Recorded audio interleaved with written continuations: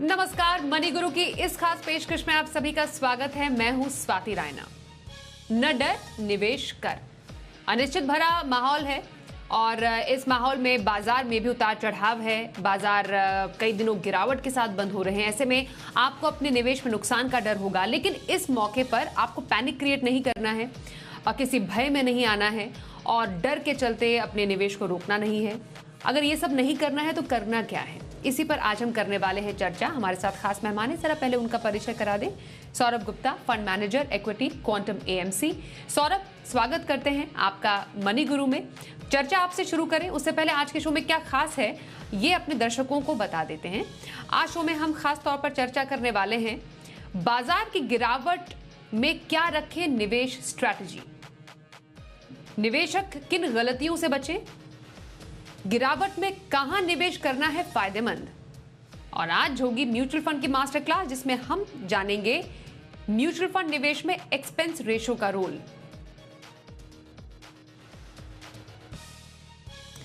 सौरभ, मैं बहुत ही एकदम डायरेक्ट क्वेश्चन पे आपके पास आऊंगी। अभी जितने भी निवेशक हैं जो हमें देख भी रहे हैं, कई लोग हमसे सवाल भी पूछते हैं और ये कह रहे हैं कि अभी क्योंकि इतना ज्यादा जियोपॉलिटिकल कंडीशन की वजह से बाजार में उतार चढ़ाव है, ना सिर्फ भारतीय बाजार में बल्कि वैश्विक स्तर पर हम ये काफी ज्यादा उथल पुथल देख रहे हैं। ऐसे में अभी किसी इक्विटी निवेशक को करना क्या चाहिए, गिरावट में निवेश स्ट्रैटेजी क्या होनी चाहिए? सबसे पहले तो स्वाति, धन्यवाद स्वाति जी, आपने हमें आमंत्रित किया। देखिए, इंग्लिश शब्दावली का एक शब्द है जिसे फोर्टिट्यूड बोलते हैं और हिंदी में उसे कहते हैं धैर्य। इक्विटी इन्वेस्टमेंट में वो बहुत ज्यादा इंपॉर्टेंट चीज है, धैर्य रखना, कि ऐसे समय पे आप अपना आपा ना खोएं और अपना क्लियरली, जैसा कि आपने शुरुआत में कहा, पैनिक ना करें। सो क्लियरली आपको आपका पोर्टफोलियो अच्छी तरह देखना है। देखिए, सबसे इंपॉर्टेंट बात है कि प्राइस मूवमेंट से आपको अपने स्टॉक एक्शन और रिएक्शंस नहीं करने हैं।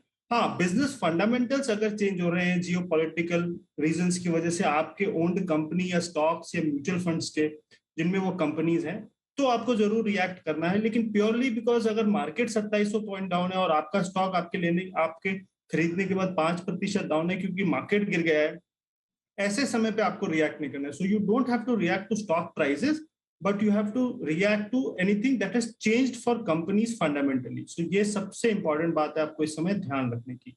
दूसरी बात यह है कि आपने अगर जैसे बोला कि निवेश करें या ना करें, देखिए, इक्विटी इन्वेस्टमेंट हमेशा लॉन्ग टर्म पर्सपेक्टिव से होना चाहिए, मिनिमम 3 इयर्स। हम हमेशा बोलते हैं कि अगर आपका 3 ईयर का व्यू नहीं है तो इक्विटी इन्वेस्टमेंट से आप दूर रहें, और अगर आपका 3 इयर्स का व्यू है तो आप ऐसे फॉल्स को अपॉर्चुनिटी समझे। जैसे कि मार्च 2020 में एक अपॉर्चुनिटी हमारे पास थी। मैं काफी लोगों से बात करता हूं जो इंतजार कर रहे हैं कि मार्केट मार्च 2020 के बाद पहली बार शायद 5% से ज्यादा करेक्ट हो रहा है, और वो काफी समय से इंतजार कर रहे थे। तो अब वो इंतजार की घड़ी खत्म हुई है। तो अगर आपने कुछ स्टॉक्स आइडेंटिफाई किए हैं जो आपको अब आपके कंफर्टेबल वैल्यूएशंस में मिल रहे हैं, अच्छी क्वालिटी है, बिजनेस क्वालिटी अच्छी है, और जियोपॉलिटिकल से अगर भले अभी स्टॉक प्राइस भले गिर जाए लेकिन लॉन्ग टर्म बिजनेस फंडामेंटल्स को कोई फर्क नहीं पड़ता, तो ये समय है उनको खरीदने का। सो बेसिकली थोड़ा सा आपको मेंटली स्ट्रांग होना है, पैनिक नहीं करना है और फोर्टिट्यूड दिखाना है ऐसे समय पे। तब आप देखेंगे कि आपका इक्विटी पोर्टफोलियो का रिटर्न और निखर कर आएगा। बिल्कुल सौरभ, आपने आई एम श्योर काफी निवेशकों के मन को भांप के अपना ये जवाब दिया है कि अभी निवेशकों के मन में जो इमोशंस हावी हैं उन्हें क्या किन बातों का ख्याल अभी रखना है। आपने कुछ बहुत इंपॉर्टेंट बातें अपने इस जवाब में कही हैं कि क्वालिटी स्टॉक में आपको निवेश करना चाहिए, कंपनी का फंडामेंटल्स आप देखिए, इस वक्त आप कौन सी कंपनी में निवेश कर रहे हैं, लंबी अवधि में ऐसे किसी भी जियोपॉलिटिकल कंडीशंस का एक लॉन्ग टर्म इफेक्ट नहीं देखा अमूमन जाता है, जैसा हमने पिछले कई इवेंट्स में देखा भी है। और जो पिछले बार मार्च 2020 की गिरावट का फायदा नहीं उठा पाए थे, यस गिरावट का फायदा हम वर्ड यूज कर रहे हैं, उनके पास एक अच्छा मौका है निवेशकों के पास गिरावट में खरीदारी का।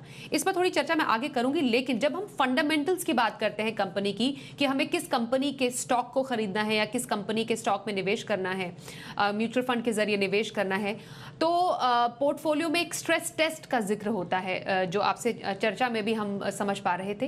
ये स्ट्रेस टेस्ट एक निवेशक कैसे कर सकता है अपने पोर्टफोलियो का, और होता क्या है कीपिंग इन माइंड अभी जिस तरीके का हम सिचुएशन देख रहे हैं?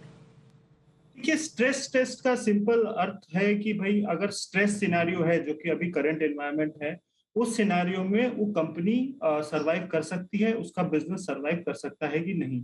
तो सिंपली स्पीकिंग, अगर आप बैलेंस शीट पढ़ना चाहते हैं तो सबसे पहला टेस्ट यह है कि उस कंपनी पे डेट है कि नहीं है। देखिए, हम भी पर्सनली जानते हैं कि अगर कोई भी व्यक्ति डेट फ्री होता है तो उसकी इकोनॉमिक लाइफ ज्यादा लंबी होती है, क्योंकि उसको किसी और बाहर वाले को पैसा नहीं चुकाना है। तो कंपनीज जिनके पास अपना खुद का कैश है, जैसे आईटी कंपनीज हो गए, उनके पास नेट कैश है। सो मार्च 2020 में जब सब चीज बंद हो रही थी दुनिया में, पैंडेमिक हो रहा था, हमारे पोर्टफोलियो में आईटी कंपनीज थी। तो हमने सिंपली गया, अपना अपना होमवर्क किया, एक्सेल शीट पर हमने कंपनी की बैलेंस शीट्स देखी और हमने ये पाया कि कंपनीज अगर जीरो रेवेन्यू पे काम करेंगी अगले 3 महीने, तो भी वो सरवाइव कर सकती हैं पूरा खर्चा उठा के। उसको बोलते हैं कि भाई कंपनी इतने स्ट्रेस्ड एनवायरनमेंट में, चलिए ये मानते हैं कि 3 महीने के लिए दुनिया बंद हो जाएगी, तो भी क्या ये इंडियन टॉप आईटी कंपनीज के पास इतना पैसा है कि वो अपने पूरे स्टाफ को सैलरी दे, पूरा खर्चा उठाए, और जब बिजनेस ठीक हो तो वो बिजनेस ग्रैब करने के लिए रहे। So the last man standing, हमेशा जो सरवाइव लास्ट में कर जाएगा उसको सबसे ज्यादा बेनिफिट होगा। तो सिंपली पुट, वो होता है stress testing. Balance sheet strength, cash flow generation, business quality, ये सब आप स्ट्रेस टेस्ट करें। और जो सिनेरियो अभी है, जैसे कि यूक्रेन का एक सिनेरियो है हमारे पास, तो आप ये चेक करें कि आपकी कंपनी के रेवेन्यूज या डेट या कैश फ्लो कहीं वहां से तो नहीं आते, क्योंकि कुछ कंपनियों का एक्सपोजर हो सकता है। तो लेट अस अस्यूम कि 5% रेवेन्यू वहां से आता है, तो वो 5% रेवेन्यू हम हटाएंगे, हम देखेंगे कि फिर कैश फ्लो पे क्या इम्पैक्ट आता है, कंपनी के अर्निंग पे क्या इम्पैक्ट आता है।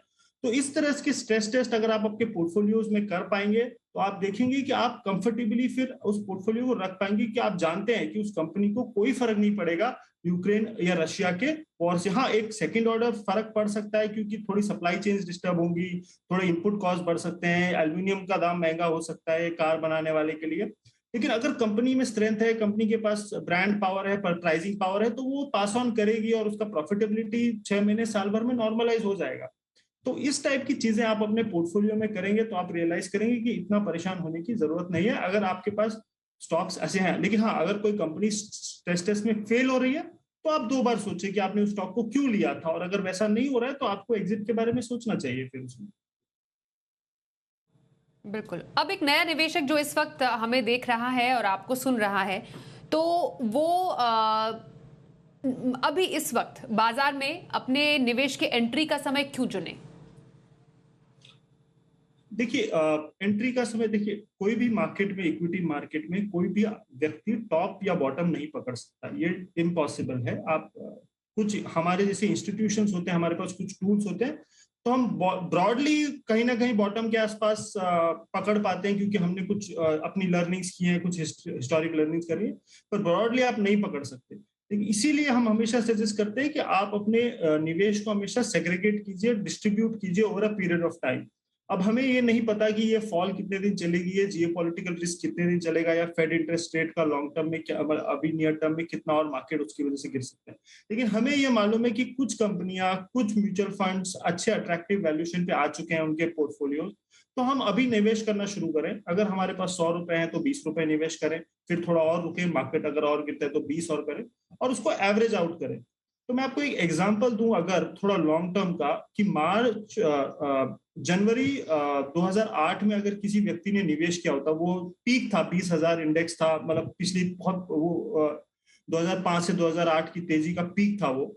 उस टाइम अगर किसी ने इन्वेस्ट किया होता और मार्च 2009 जो उस मंदी का बॉटम था वहां इन्वेस्ट किया होता, टॉप वाले ने अभी तक कम से कम 12% की दर से रिटर्न बनाया एनुअलाइज सीएजीआर के बेसिस पे, और जिसने बॉटम पिक किया उसने करीबन 18% की दर से सीएजीआर के हिसाब से रिटर्न बनाया।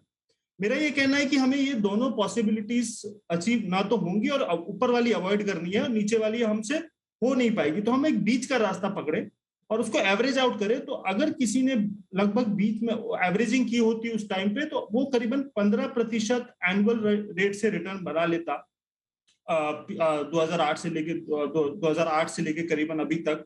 जिसका मतलब ये होता है कि 15% के हिसाब से हर 4.5 से 5 साल में आपका पैसा डबल हो जाता है। This is a very fair return, rate of return आप समझिए।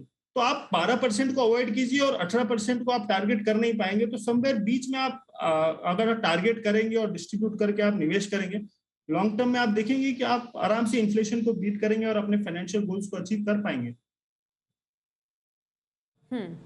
सौरभ, अब एक और सवाल ये कि निवेश करे कहाँ? ऐसी कौन सी कैटेगरीज हैं जो कि एक रिस्क के अगेंस्ट एक अच्छा कुशन दे सकती हैं अभी निवेशकों को? जब भी आप निवेश कर रहे हैं तो हमेशा कैपिटल प्रिजर्वेशन को हमेशा तरजीह दी जानी चाहिए, कैपिटल एप्रिसिएशन। यानी कि मेरे पैसे अगर बचे रह गए मार्केट में और नुकसान नहीं हुआ और वो पैसे मैंने सही जगह लग गए, तो वो अपने आप ही रिटर्न जनरेट हो जाता है, क्योंकि अर्निंग्स अपने आप कंपाउंड होंगी अच्छी कंपनीज की। सो हमारा ये मानना है कि अगर आप म्यूचुअल फंड्स देख रहे हैं तो सबसे पहले जिस तरह के रिटर्न आए और जिस तरह से माहौल है जियोपॉलिटिकल रिस्क या ग्लोबल अनसर्टेनिटी में, छोटी कंपनियों को जल्दी हिट लग जाता है। तो पहला आप रिस्क मिटिगेशन ये कीजिए कि आप थोड़ा पोर्टफोलियो को लार्ज कैप की तरफ रखिए। लार्ज कैप बड़ी कंपनियां हैं, इनकी बैलेंस शीट स्ट्रांग है, इनके ग्लोबल बिजनेसेस हैं, तो इनकी ability to survive down cycle हमेशा ज्यादा होती है। तो लार्ज कैप की तरफ पोर्टफोलियो को रखें। दूसरी बात यह है कि वैल्यूएशंस का जरूर ध्यान रखें। हाईली वैल्यूड प्रीमियम कंपनीज के भाव जब मार्केट गिरते हैं तो ज्यादा जोर से गिरते हैं, क्योंकि हमेशा आप फ्यूचर कैश फ्लोज को ज्यादा डिस्काउंट कर रहे हैं। ग्रोथ स्टॉक्स की पिटाई हमेशा ज्यादा हो जाती है मार्केट में। तो अगर आप एक वैल्यू ओरिएंटेड पोर्टफोलियो क्रिएट करते हैं या value mutual fund plus large cap mutual fund, इस टाइप की स्ट्रेटेजी मुझे लगता है इस एनवायरमेंट में आपको बहुत फायदा देगी। सिर्फ यूक्रेन और रशिया की ही बात नहीं है, इंटरेस्ट रेट साइकिल जो कि फेड इंक्रीज कर रहा है ग्लोबली, इंटरेस्ट रेट्स महंगे होंगे। ऐसे एनवायरमेंट में भी आप देखेंगे कि अट्रैक्टिव वैल्यू पोर्टफोलियो जो कि जिनका वैल्यूएशन थोड़ा अट्रैक्टिव है और सिक्लिकल स्टॉक्स की तरफ फोकस है, वो हमें लगता है कि ज्यादा अच्छा परफॉर्म करे वीजा भी एक ग्रोथ ओरिएंटेड पोर्टफोलियो जिसका पी मल्टीपल बहुत हाई है। क्योंकि डिस्काउंट रेट्स जो है वो इंक्रीज होते हैं तो हमेशा हाई पी स्टॉक्स को ज्यादा पनिश कर देता है मार्केट। सो दो चीजें, एक थोड़ा लार्ज कैप की तरफ बायस रखिए और दूसरा वैल्यू स्टॉक्स या वैल्यू स्ट्रेटेजी की तरफ बायस रखिए अपना। आप देखेंगे कि ये रिस्क आप थोड़ा मिटिगेट कर पाएंगे इक्विटी मार्केट्स में इस माहौल में। और सौरभ, कहां पर निवेश करने से बचें अभी? देखिए, हमें क्लियरली लगता है दो चीजें आदमी को इस समय निवेशकों को बहुत समझदारी दिखानी चाहिए। एक तो है स्मॉल कैप्स, जैसा मैंने आपको दो रीजन बताया कि इकोनॉमिक अनसर्टेनिटी में छोटी कंपनियों मझोली कंपनियों को जल्दी हिट लग जाता है। एक क्लाइंट गया है तो ही उनके बिजनेस क्वेश्चन में आ जाते हैं, तो वो एक थोड़ा सा रिस्क है। दूसरा रिस्क है वैल्यूएशन का। बहुत हमें लगता है लास्ट 1-1.5 साल में जिस तरह से तेजी हुई है, काफी फ्रॉथी वैल्यूएशन है, क्योंकि ये स्टॉक्स बड़े इलिक्विड होते हैं। तो एक बड़ा सैलरी अगर आ गया तो स्टॉक बहुत बुरी तरह से करेक्ट हो सकता है। तो हमें लगता है स्मॉल कैप पॉकेट से थोड़ा बचें। और दूसरा, जो ये न्यू एज आईपीओज आए हैं, नए लिस्टिंग्स हुई हैं, उनमें कुछ लोग आईपीओ के समय फंस गए हैं, कुछ लोग आईपीओ के बाद ले चुके हैं और कुछ लोग अभी क्योंकि वो थोड़े करेक्ट हो गए तो सोच रहे हैं कि उसमें अभी इतना करेक्ट हो गया तो ले लें। ये अच्छा तरीका नहीं होगा, बिकॉज क्या है कि आप देखिए उनमें से कई सारी कंपनियां ऐसी हैं जिनके नाम बड़े हैं लेकिन अगले 4-4, 5-5 साल तक वो कैश जनरेट नहीं करेंगी। ऐसे माहौल में उनके लिए कैपिटल रेज करना मुश्किल हो सकता है। हमें लगता है कि ये new age tech companies, newly generated IPO जिनका भी 1 साल भी कंप्लीट नहीं हुआ है, जिन्होंने रिजल्ट नहीं दिए, मार्केट्स को दिखाया नहीं है कि डाउन साइकिल में वो क्या क्या कर पाएंगे, ऐसी कंपनियों से बचें। और small cap highly value frothy companies से आप बचें, तो आप देखेंगे कि आप अपने कैपिटल को प्रोटेक्ट कर पाएंगे। जी सौरभ, बहुत धन्यवाद आपका। आप मनी गुरु में हमारे साथ शामिल हुए और ये बताया कि इस वक्त माहौल निवेश रोकने का नहीं बल्कि निवेश को और आगे बढ़ाने का है, और डर और भय से निवेश न रोके और निवेश को लंबे समय तक अपना साथी बनाएं, तभी मुनाफा कमाएंगे। बहुत धन्यवाद सौरभ, एक बार फिर से आपका। म्यूचुअल फंड की मास्टर क्लास में आप सभी का स्वागत है। ये मास्टर क्लास होने वाली है बेहद ही खास, क्योंकि आज हम बात करने वाले हैं कि क्यों आपको कोई फंड चुनने से पहले उसका कॉस्ट जानना और समझना जरूरी है, मतलब एक्सपेंस रेशो के बारे में आपको सही जानकारी होनी चाहिए। और इस मास्टर क्लास में हमारे साथ खास मेहमान हैं, सबसे पहले उनका परिचय करा देते हैं। हमारे साथ है Umesh Kumar Daila, head ETF sales, Mirae asset mutual fund managers. Umesh ji, आपका बहुत स्वागत है इस मास्टर क्लास में। और बहुत ही बारीकी से हम आपसे समझना चाहते हैं, पर आसान भाषा में, कि जब हम किसी म्यूचुअल फंड को चुनने की बात करते हैं, जो निवेशक अपने लिए एक सही और अच्छा म्यूचुअल फंड चाहते हैं, वो कुछ पैरामीटर्स का ध्यान जरूर रखते हैं, लेकिन शायद जो उसका कॉस्ट है या फिर एक्सपेंस रेशो है उसको कई बार नजरअंदाज कर देते हैं। इसलिए मैं आपसे समझना चाहती हूँ कि क्यों एक इन्वेस्टर को जो कॉस्ट होता है फंड का या एक्सपेंस रेशो है उसको भी देखना जरूरी है। जी Swati, thank you so much. देखिए स्वाति, सबसे पहले ये समझते हैं कि कॉस्ट होता क्या है और ये किस तरीके से फंड्स को चार्ज किया जाता है। तो जब हम कॉस्ट की बात करें, जब हम म्यूचुअल फंड में इन्वेस्ट करते हैं तो हमारा ऑब्जेक्टिव होता है specially in active side benchmark को बीट करना, और आपके फंड्स को मैनेज करने के लिए AMCs जो होती हैं, जो कि एसेट मैनेजमेंट कंपनीज होती हैं, वो प्रोफेशनल फंड मैनेजर्स को अपॉइंट करती हैं। उसके लिए थोड़ा सा चार्ज होता है, जो फंड को चार्ज किया जाता है, जिसकी वजह से कि आपके फंड्स को ढंग से बेहतर तरीके से मैनेज किया जा सके। तो अगर हम कॉस्ट ऑफ फंड्स की बात करें तो वो दो तरीके के चार्जेस होते हैं। एक होता है आपका जो जैसे आपका कॉस्ट ऑफ ट्रेड होता है, जिसमें आप बाय सेल करते हो, या आपका कोई एग्जिट लोड अगर एप्लीकेबल है तो वो होता है, जिसको हम लोग वन टाइम एक्सपेंस भी बोलते हैं। दूसरा होता है रिकरिंग एक्सपेंस, जो कि आपको साल दर साल लगता रहता है ऑन ए डेली बेसिस, यानी कि रोजाना जब हम फंड की NAV कैलकुलेट करते हैं, जो कि नेट एसेट वैल्यू होती है, उसकी बेसिस पे वो चार्ज होता है। नाउ जो ये रिकरिंग जो एक्सपेंस है, इसको बेसिकली परसेंटेज की टर्म्स में फिक्स किया जाता है, जो फंड के AUM, जो कि एसेट अंडर मैनेजमेंट जो होता है उस फंड का, उसके परसेंटेज के टर्म में उसको पूरे साल के दौरान चार्ज किया जाता है। तो इसलिए इसको हम लोग एक रिकरिंग एक्सपेंस भी बोलते हैं। बिल्कुल उमेश जी, आपने काफी आसानी से और सिंपल भाषा में बताया कि कॉस्ट ऑफ फंड क्या है, एक्सपेंस रेशो असल में होता क्या है और जरूरी क्यों भी है। अगर हम एक समझे कि किसी एक ETF का, जिसमें यूजुअली कहा जाता है कि लागत कम लगती है वर्सेस एक्टिव फंड जो म्यूचुअल फंड्स होते हैं, उसकी अगर बात करें, इन दोनों के कॉस्ट में या एक्सपेंस रेशो में कितना अंतर होता है और लगभग कितना होता है ये? जी स्वाति, देखिए, अगर हम सेबी गाइडलाइंस की बात करें तो सारे जितने भी ETF जो कि एक्सचेंज ट्रेडेड फंड्स होते हैं, उनका जो अपर लिमिट है एक्सपेंस में, लागत में, वो 1% पे कैप, यानी कि 1% ऑफ द फंड का जो AUM है उसका वो चार्ज किया जा सकता है एज ए जो उसका रिकरिंग एक्सपेंस होगा, जो कि पूरे साल के दौरान चार्ज होगा।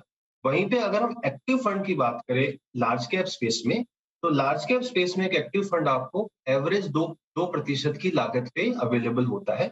कुछ फंड कम होंगे, कुछ फंड ज्यादा होंगे, लेकिन अगर हम एवरेज निकालेंगे तो 2% का आता है।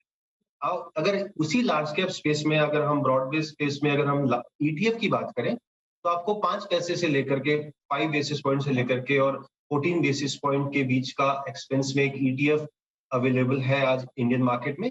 और वहीं अगर हम थोड़ा थीमेटिक या थोड़ा सा सेक्टोरल ETF की तरफ जाएंगे, तो वो थोड़ा सा हायर साइड पे आ जाता है, जो कि 15 बेसिस पॉइंट से 35 से 40 बेसिस पॉइंट के बीच में अवेलेबल है। लेकिन अगर हम उसको कंपेयर करें एक्टिवली मैनेज फंड के साथ, तो उस केस में वो काफी सस्ता एक एवेन्यू और एक साधन इन्वेस्टमेंट का अवेलेबल है इन्वेस्टर्स के लिए, जो इन्वेस्टर अपने पोर्टफोलियो में ऐड कर सकते।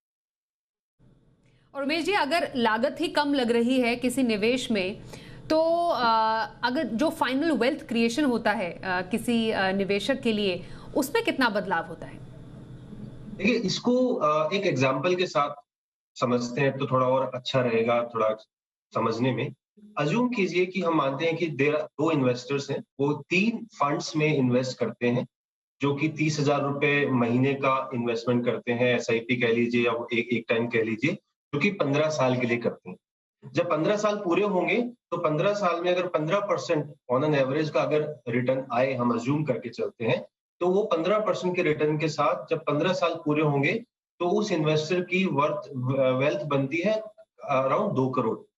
ना ये वेल्थ बनती है कॉस्ट से पहले की। अब हम एग्जांपल लेते हैं, 2 इन्वेस्टर राम और इन्वेस्टर श्याम।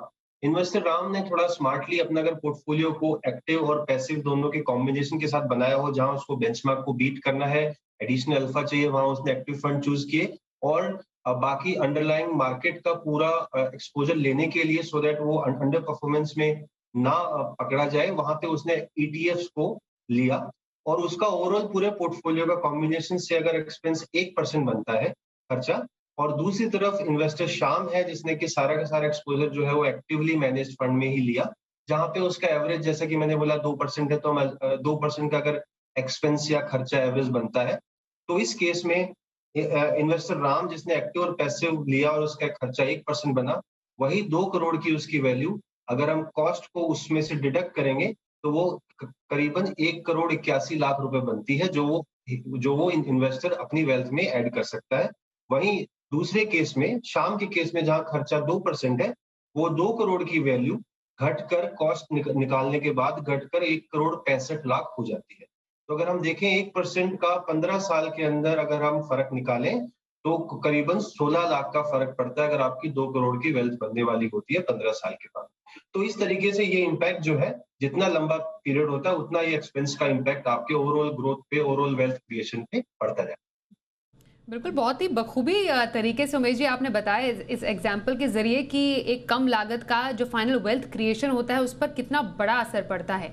क्या यही एक वजह है कि जो एक्सचेंज ट्रेडेड फंड्स हैं, ईटीएफ, उसमें लोगों की रुचि बढ़ती जा रही है और ये काफी पॉपुलर प्रोडक्ट बनकर उभर रहा है? जी स्वाति, ये भी एक कारण है, लेकिन उससे पहले अगर हम थोड़ा सा हिस्ट्री में जाएं और देखें कि ईटीएफ कैसे हैं इंडिया में, कब से हैं, तो इंडिया में भारत में ईटीएफ कुछ 20 साल से है, लेकिन अगर पिछले 5-6 साल आप देखें, पिछले 5-6 साल के अंदर हमने एक अच्छी ग्रोथ देखी है ईटीएफ बिजनेस के अंदर, जहां इन्वेस्टर्स जो है ईटीएफ को अपने पोर्टफोलियोज में ऐड करने लगे हैं। उसके 3-4 कारण है। पहला कारण तो है कि गवर्नमेंट ने जब ईटीएफ के थ्रू अपने डिसइन्वेस्टमेंट प्लान्स को लेने की कोशिश करी और उन्होंने अनाउंस किया कि जितने भी डिसइन्वेस्टमेंट प्लान हो, एक गवर्नमेंट कोशिश करेगी कि वो ईटीएफ रूट से उसको एग्जीक्यूट करे। दूसरा था कि ईटीएफ के अंदर ईपीएफओ को परमिशन मिली, जो कि एम्प्लॉय प्रोविडेंट फंड ऑर्गेनाइजेशन है, उसको परमिशन मिली कि वो ईटीएफ के रूट के थ्रू कुछ इन्वेस्टमेंट कर सकते हैं। तीसरा ऑप्शन था कि तीसरी चीज है जो बहुत ही इंपॉर्टेंट है, वो है श्रिंकिंग अल्फा।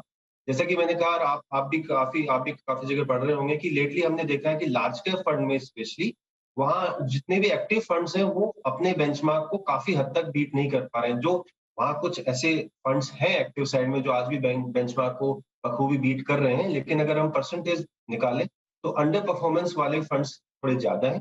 उसके कारण से भी इन्वेस्टर्स थोड़ा सा ईटीएफ की तरफ उनका रुझान बढ़ने लगा है, जहां एटलीस्ट आपको मार्केट का रिटर्न जो है वो मिल जाता है और वहां पे आपको अंडर परफॉर्मेंस के जो चांसेस है वो नहीं रहते हैं। और एक और उसका कारण होता है रेगुलेशन, बिकॉज अभी आपको याद होगा कि सेबी ने कुछ साल पहले कैटेगराइजेशन किया जिसके अंदर म्यूचुअल फंड में एक कैटेगरी में एक स्पेसिफिक एक फंड होने का ही उन्होंने एएमसीज को आदेश दिया है या उनको गाइड किया है। तो सिमिलरली उसके बाद भी ईटीएफ एक ऐसा स्पेस है जहां पे थोड़ा इनोवेशन ज्यादा है, आपको ज्यादा इनोवेटिव प्रोडक्ट भी मिलते हैं, कुछ अच्छे थीम्स भी मिलते हैं, कुछ अच्छे सेक्टर के प्रोडक्ट भी मिलते हैं जहां अंडरलाइंग इंडेक्स होता है। तो ये भी एक कारण है जिसकी वजह से इन्वेस्टर्स का जो रुझान है वो अभी ईटीएफ की तरफ धीरे धीरे बढ़ता जा रहा है। और मैं देख सकता हूँ और मैं आपको कह सकता हूँ कि आगे आने वाले वक्त में ये स्पेस काफी बड़ा होने वाला है। बिल्कुल उमेश जी, आपके इन तमाम बारीकियों से और जिस तरीके से आपने समझाया आसानी से, उससे निवेशकों को काफ़ी हद तक ये मालूम चला होगा कि क्यों एक फंड की लागत देखना फंड चुनने का एक बहुत बड़ा पैमाना है। बहुत धन्यवाद आपका करेंगे हमारे इस म्यूचुअल फंड के मास्टर क्लास में शामिल होने के लिए।